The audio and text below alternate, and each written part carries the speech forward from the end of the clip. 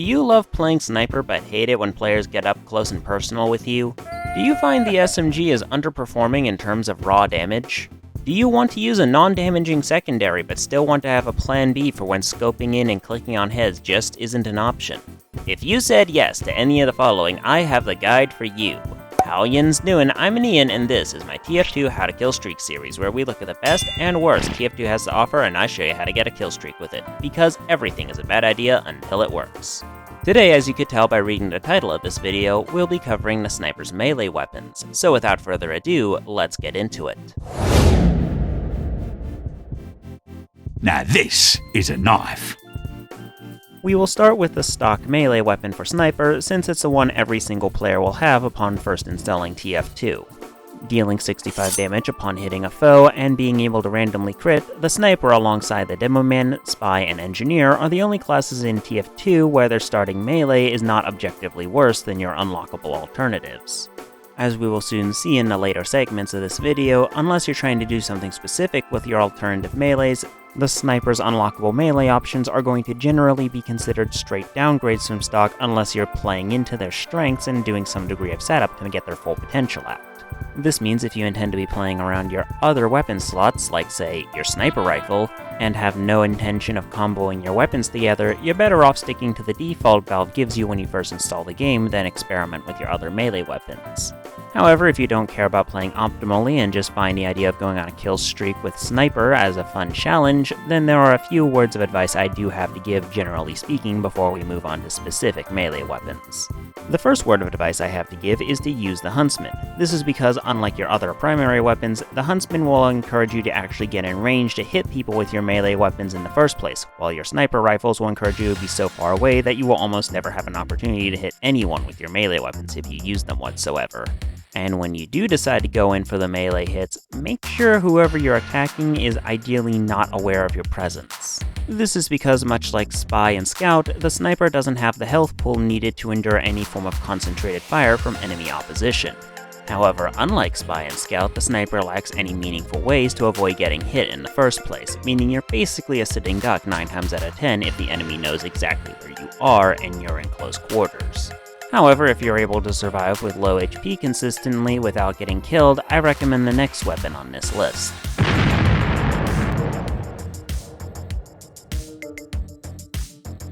That scimitar no one can pronounce correctly is arguably the least usable of the sniper melee weapons. Crafted by combining a reclaimed metal, an amputator, and a bushwacka, this weapon is certainly not worth the effort to acquire even if you opt for the far cheaper option of trading.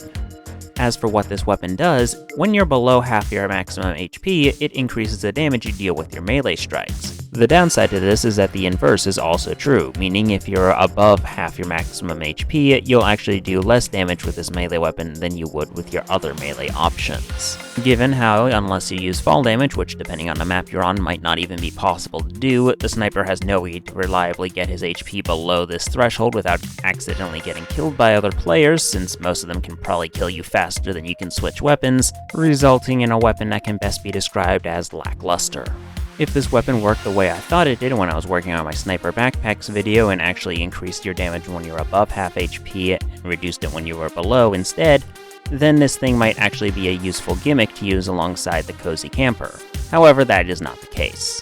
If you are wondering how I made that mistake in my older video, the answer is quite simple. One, it was something I added in last minute to stretch out the video a little longer, so I never actually bothered to playtest it whatsoever to make sure I was right. The second, more important reason for my mistake is quite simple. I haven't had to read greater than less than signs since high school. For reference, I graduated back in 2016. The big issue with this weapon is quite simple. It wants to be something like the red Tearstone ring in Dark Souls, where when your HP is low, you get a massive damage buff, turning yourself into something of a high-risk glass cannon. However, since Sniper lacks the health pool and mobility needed to actually capitalize on such a playstyle, you end up with a melee that is just completely useless to Sniper in the overwhelming majority of situations he'll find himself in. If the sniper had access to some way of causing self-harm to himself to safely reduce his health without killing himself, similar to the soldier's rocket jumping, the demoman's sticky bombs, or the scout's Boston Basher, then maybe this weapon would become usable. Sadly, however, that is not the case. However, if you like the Boston Basher's ability to inflict bleed on other players, but dislike the fact that you hit yourself in the face whenever TF2's janky melee registration decides that you didn't hit someone arbitrarily, then you might like the next weapon on this list.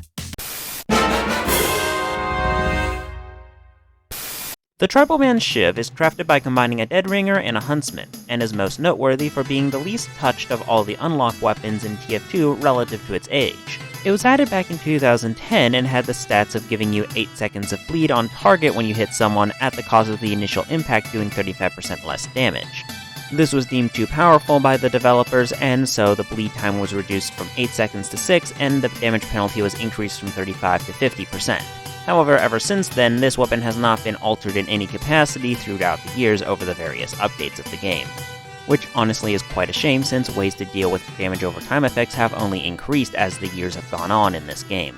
Meaning the only selling point of this weapon has actually gotten weaker over the years, despite the fact that it hasn't actually been directly altered whatsoever.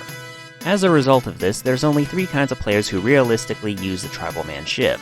New players who just unlocked it from a random drop and don't know what it does, players who use it alongside the Razorback to create an anti-spy loadout, which can be quite useful in medieval mode since the spy can't use his gun and you can't use Girardi or SMGs of any kind.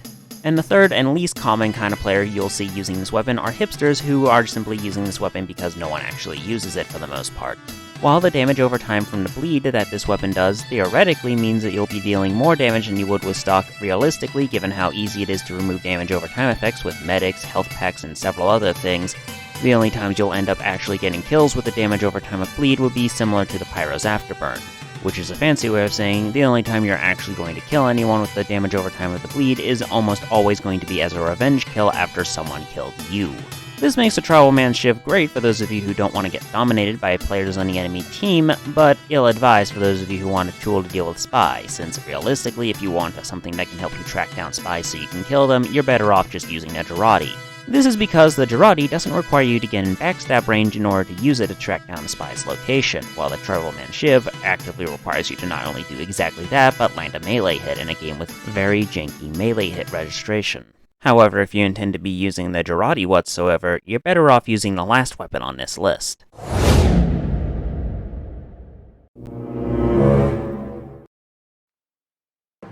The Bushwacka is crafted by combining an Eyelander with a reclaimed metal, and grants you full critical hits when you normally get mini crits at the cost of no random crits and a 20% damage vulnerability when you have this melee weapon pulled out. If you're using the Girardi or Cleaner's Carbine, I strongly advise using them alongside the Bushwacka. This is because these two secondaries can be used to give you guaranteed mini crits, which the Bushwacka will increase to full critical hits, which will then do 195 damage per hit. To give you some perspective on how much damage that is, only 3 classes in TF2 can survive that at full health, and all 3 of those classes are surviving with less than half of their maximum health remaining. Just bear in mind when you try to go for this combo that you do take 20% more damage whenever you have this melee pulled out, so make sure it's only pulled out for as small a time frame as necessary to kill your target. However, if you're not using the Carbine or Girardi whatsoever, and no one in your team is giving you a guaranteed mini-crit buff, such as a Buffman or Soldier, or another sniper using Girardi, you're better off just opting for your other melee options and hoping for a random crit, than having to deal with the 20% damage vulnerability the Bushwacka gives you.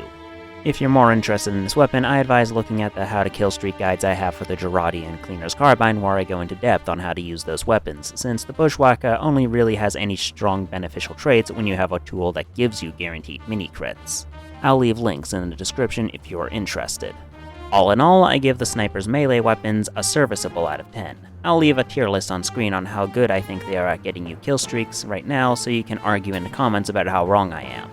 That's all for now, though. Like the video if you did, subscribe if you don't want to miss the next video I make, comment what weapons you want to see me cover in the future, and consider joining my fan club here on YouTube, where for the low price of $1 a month, you can watch my videos early. And for those of you who prefer to watch my videos long after the fact, be sure to check your subscription feed on YouTube manually every now and then, since YouTube notifications tend to be either turned off or constantly bombarding you with crap you don't actually care about. Trust me on that one, it has made many a boring afternoon a lot less boring. With all that covered, I've been Ian, and this has been my TF2 How to Killstreak guide to the sniper's melee weapons, and stay tuned, the Pyro's shotguns are coming up next.